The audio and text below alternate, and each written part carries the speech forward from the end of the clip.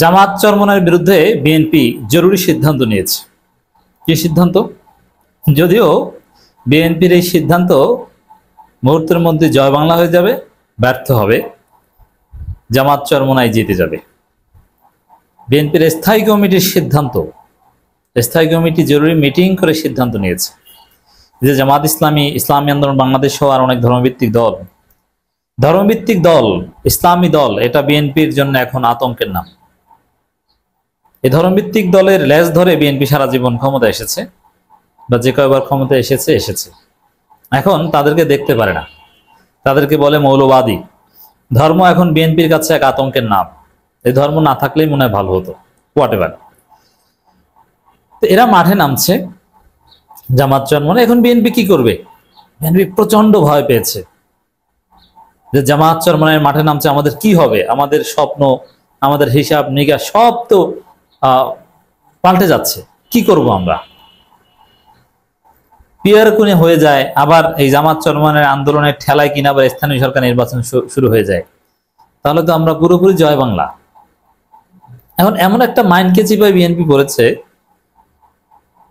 আওয়ামী লীগ তো পাল্টা কর্মসূচি দিত বিএনপি জামাতের, কিন্তু বিএনপি এখন পাল্টা কর্মসূচি দিলেও সমস্যা, আবার কিছু কর্মসূচি না দিয়ে চুপচাপ বসে থাকলেও বিএনপি অনেকটা অপ্রাসঙ্গিক হয়ে যাওয়ার মতো। এজন্য জরুরি ভিত্তিতে স্থায়ী কমিটি মিটিং ডেকেছে, কি করা যায়। তারা সিদ্ধান্ত নিয়েছে না, জামাত চরমনের বিরুদ্ধে পাল্টা কর্মসূচি দিয়ে মাঠে নামতে হবে। এখন মজার ঘটনা ঘটবে, জাস্ট ওয়েট এন্ড সি। জামাত চরমনাই সহ অন্যান্য বেশ কয়েকটা দল জুলাইয়ের পক্ষ হয়ে জুলাই বাস্তবায়নের দাবিতে, জুলাই সনদ বাস্তবায়নের দাবিতে, জুলাই রক্ষার দাবিতে, জুলাই ভুলিয়ে দেওয়ার বিরুদ্ধে মাঠে নামছে। এর বিপরীতে বিএনপি কি, যেমন জুলাই সনদ বাস্তবায়নের দাবিতে বিএনপি মাঠে, এখন বিএনপি পাল্টা কর্মসূচি দেওয়ার সিদ্ধান্ত নিয়েছে জামাত চরমনের বিরুদ্ধে। তারা কি জুলাই ভুলিয়ে দেওয়ার দাবিতে কর্মসূচি দিবে? মাঠে নামতে গেলে জামাত চরমনে এমন একটা ইস্যুতে মাঠে নামছে, এই বিষয়টা বিএনপি এতটাই মাইন্ডকে চিপায় পড়েছে যে বিএনপি যদি এটা নিয়ে মাঠে নামতে যায়, তাহলে বিষয়টা এমন দাঁড়াবে যে বিএনপি, জামাত চরমনে চায় যে জুলাই চেতনা ধরে রাখতে, জুলাই ভিত্তিক বাংলাদেশী করতে, শহীদদের চেতনা বাস্তবায়ন করতে, আর বিএনপি চায় জুলাইকে ভুলিয়ে দিতে। এই অর্থে বলেছি যে বিএনপির যে সিদ্ধান্ত পাল্টা কর্মসূচি, এটা জয় বাংলা হবে। আবার দেখেন, আমি খবরটা একটু বলি। স্থায়ী কমিটির বৈঠক, বিএনপির জামাতের আন্দোলনের পাল্টা বিএনপির কর্মসূচি, নির্বাচনী আবহ কর্মসূচি, পাল্টা কর্মসূচি যে জনগণের কাছে যাবে, নির্বাচন কেন্দ্রিক প্রস্তুতি। এটা আরো বেশি জয় বাংলা হবে কিভাবে জানো? যেমন জামাত চরমনে যখন জুলাইয়ের পক্ষে, জুলাই সনদ বাস্তবায়নের দাবিতে, জনগণের অধিকাংশ জনগণ যেটা চায় সেটার দাবিতে রাজপথে নামছে, তখন বিএনপি দুই গ্রুপে কামড়াকামড়ি করবে। এই নির্বাচনের আবহ তৈরি করার কর্মসূচি নিয়ে দুই গ্রুপে যে কতজন মারা যায়, জাস্ট ওয়েট অ্যান্ড সি। গুনবেন যে কয় উইকেট পড়েছে। এই জনগণের কাছে যাওয়ার কর্মসূচি দেখবেন যে উইকেট কয়টা পড়ে, তখন দেখবে যে উল্টা ফল, উল্টা জয় বাংলা। মানে বিএনপির আসলে কপালও খারাপ, যা করতে যায় ধরা পড়ে, এতটা নির্লজ্জভাবে ধরা পড়ে। যেমন জাহাঙ্গীরনগর বিশ্ববিদ্যালয়ে ভোট চুরি করতে গেছে বিএনপি, 3টা চেষ্টা করেছে, 3টায় ধরা পড়েছে।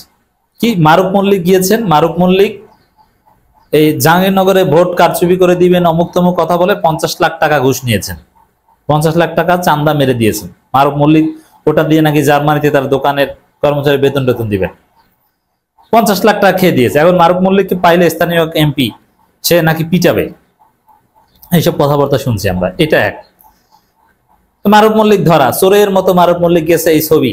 এখন মারুফ মল্লিক জনগণের সামনে মুখ দেখায় না, আবার 50 লাখ টাকা নিয়ে ভাগছে। আবার ছাত্রদলের এক সহসভাপতি গেছে যে কিভাবে ভোট চুরি করা যায়, তো শিক্ষার্থীরা তাকে দড়ি দিয়ে বাঁধছে। কপাল কতটা খারাপ দেখছেন। বিএনপি পারে আগাম করতে? পারে না।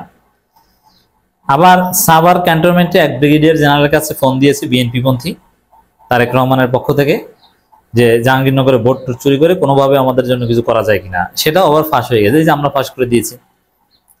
মানে ভয়ঙ্কর অবস্থা বিএনপির, কি করবে?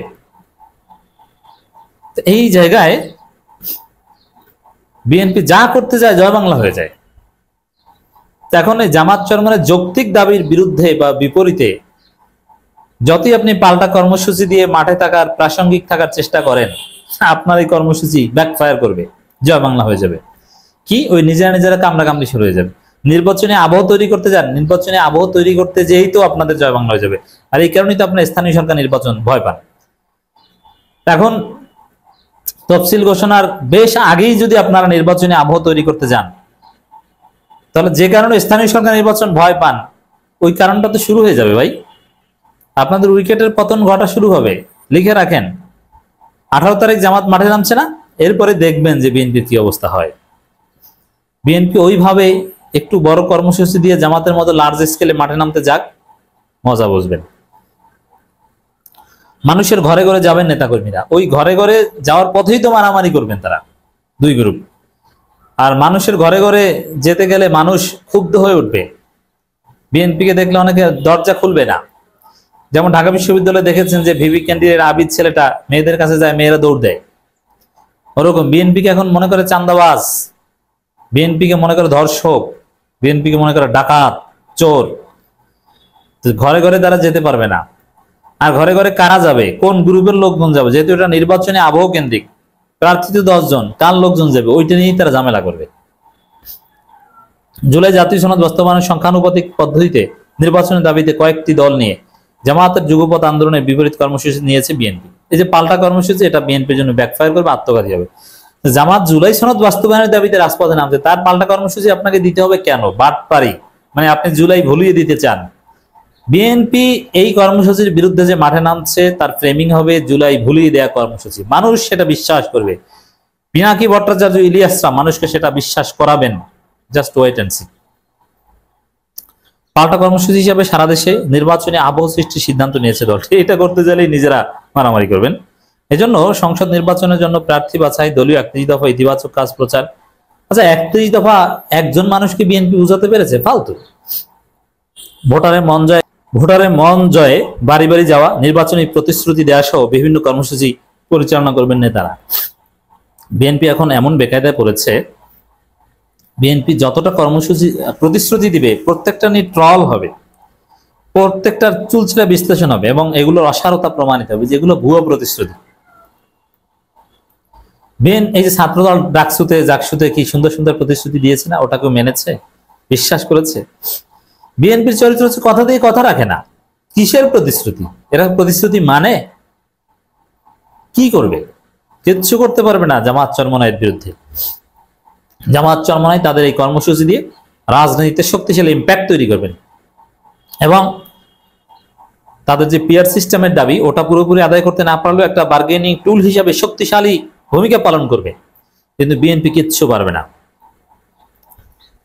তো দর্শক, এই যে পাল্টা কর্মসূচি দিয়ে মাঠে নামার চেষ্টা, এটা হচ্ছে একটা দেউলিয়ত্ব, এটা হচ্ছে আওয়ামী চরিত্র। আওয়ামী লীগ শান্তি সমাবেশের নামে পাল্টা কর্মসূচি দিয়ে মাঠে নামতো। বিএনপির পরিণতি এখন আওয়ামী লীগের মতো হতে যাচ্ছে।